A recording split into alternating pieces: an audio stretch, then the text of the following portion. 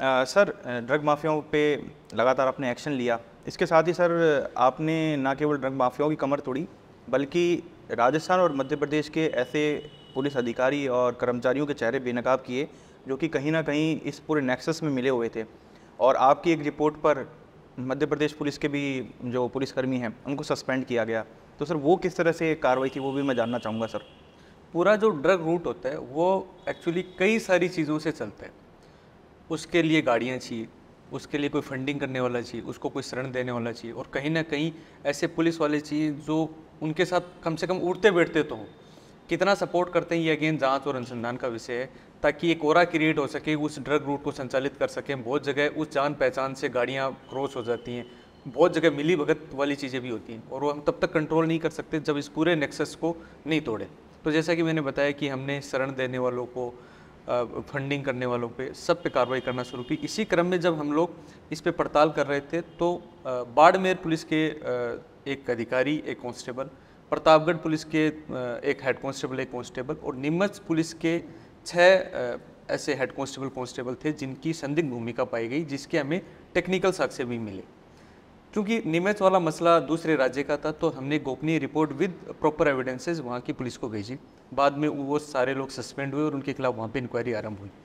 तो हमने उन लोगों पर भी भय कायम किया जो सरकारी तंत्र में रह के कहीं ना कहीं सपोर्ट करते हैं, ताकि ये पूरा नेटवर्क ध्वस्त हो, और जो कोई इनका सपोर्ट करेगा किसी भी तरीके से, हम उतनी ही ऊर्जा खर्च करेंगे उनका नुकसान करने में। सर, कभी ऐसा हुआ सर, क्योंकि लगातार एक्शन वहाँ पे आप ले रहे थे जो ड्रग्स पैडलर हैं या जो पूरे माफिया हैं उनके खिलाफ, तो सर किसी का कहीं कोई पॉलिटिकल प्रेशर कभी रहा हो या कोई थ्रेट्स मिले हों आपको सर?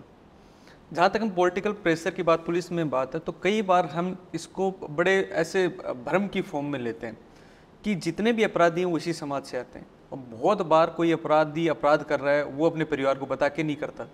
तो कई बार उस परिवार को ये लगता है कि हमारे साथ बड़ा अन्याय हो गया, तो वो उसकी जहाँ उसकी कोशिश पड़ती है वहाँ वो उपस्थित होता है। वो वहाँ के स्थानीय नेता के पास भी जाता है, वो हमारे पास भी आता है कि साहब जो है उसको गलत फंसाया जा रहा है। तो जिस तरीके से हमारे पास आता है उसी तरीके से वो हो सकता है स्थानीय पॉलिटिकल जो रिप्रेजेंटेटिव है उनके पास भी जाता हो।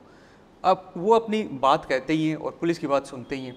कहीं कभी ऐसा नहीं हुआ कि जब हमने अपना पक्ष रखा तो इस चीज़, क्योंकि पुलिस जब इतनी सारी कार्रवाइयाँ कर रही होती है और उसका एक भय अपराधियों में कायम होता है, तो पुलिस की भी एक सामाजिक पूंजी बनती है। वो सामाजिक पूंजी उस साख को भी बिल्ड करती है।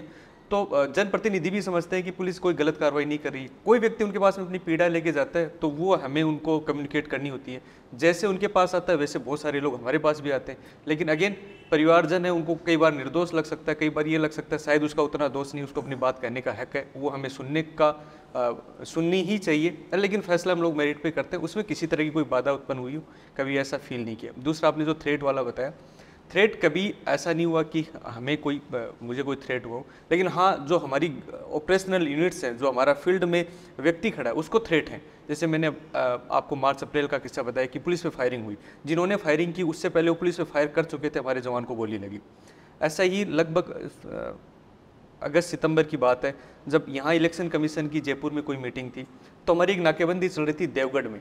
उसमें अब जो आदमी इतने सारे लाव लश्कर के साथ में मादक पदार्थों की तस्करी कर रहा है, उसको पता है कि अगर वो इतने सारे कॉन्ट्राबैंड के साथ पकड़ा जाएगा तो 20 साल की सज़ा है, वो 307 कर देगा तो अगर अटेम्प्ट टू मर्डर कर देगा तो सज़ा कम है। तो वो पुलिस को देखते ही फायर ओपन करता है और किसी भी हद तक जाने की कोशिश करता है। उन्होंने वहाँ पर देवगढ़ में नाकेबंदी चल रही थी, तो एक गाड़ी आती है, पुलिस की जितनी नाकेबंदी उसको ठोकर मारते हुए हमारे ऊपर फायर ओपन कर देती है। हमारे जवान को गोली लगी यहाँ पर गले में, जो गोली चीरती हुई कान तक चली गई। रात को हमें रस करना पड़ा उस जवान को बचाने के लिए, पहले प्रतापगढ़ फिर उदयपुर। अगले दिन उसका ऑपरेशन हुआ। अभी तक वो मेरी जब बात होती है उस जवान से, सोहन नाम था, कि साहब बारिश के मौसम में नम फील होता है पूरे इलाके में, उसकी उस वक्त घर वाले सगाई कर रहे थे। तो थ्रेट है, जो मादक पदार्थों के जितने ड्रग रूट पे जितने लोग हमारे काम कर रहे हैं, कितने सारे राजस्थान में हम देखते हैं फायरिंग की घटनाएं हो रही हैं, पुलिस को देखते ही फायर ओपन करते हैं, क्योंकि सज़ा 307 में लगभग कम है और अगर कॉन्ट्राबैंड में पकड़े जाएंगे तो ज़्यादा।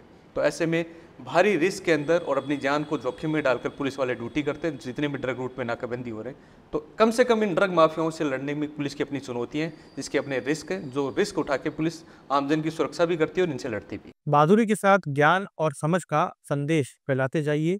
और हाँ, दिल से ब्रीफ चैनल और दिल से ब्रीफ क्लिप को लाइक सब्सक्राइब कीजिए। साथ ही कमेंट में ये बताइए कि क्या चीज़ अच्छी लगी और बेल आइकन को दबाइए।